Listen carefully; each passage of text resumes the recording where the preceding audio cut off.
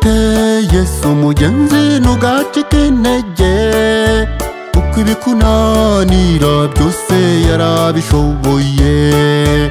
Ubwo yemeye kwicwa urupfu rw'urukozasoni, yashakaga ko njye nawe tubona ubwugamo.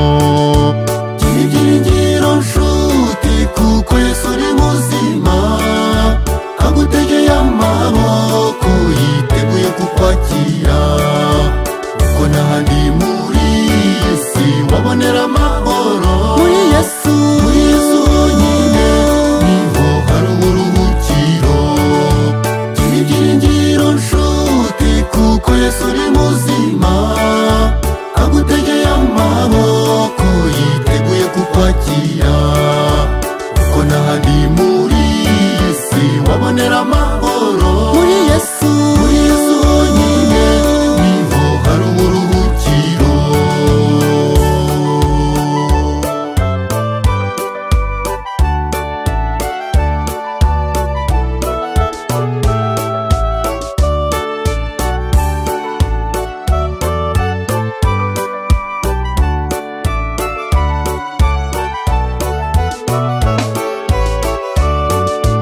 Nubwo inshuti zose zo mu isi zaguhemukira, Yesu yagusezeraniye ubucuti bukomeye.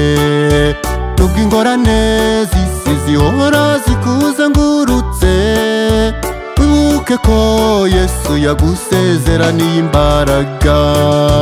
Gira ibyiringiro nshuti, kuko Yesu uri muzima, agutegeye amaboko yiteguye kukwakira. Kuko n'ahandi muri iyi si wabonera amahoro, muri Yesu honyine niho hari uburuhukiro. Gira ibyiringiro nshuti, kuko Yesu uri muzima, agutegeye amaboko yiteguye kukwakira. Kuko n'ahandi muri iyi si wabonera amahoro, muri Yesu honyine niho hari uburuhukiro.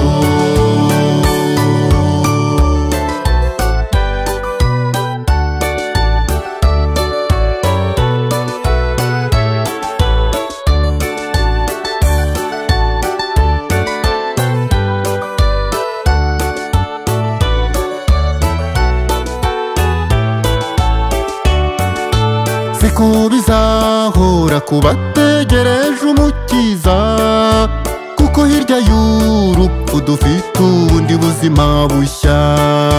Ca bugufi wemere ko Yesu akorera muri wowe, maze yoza umutima guhindura icyaremwe gishya.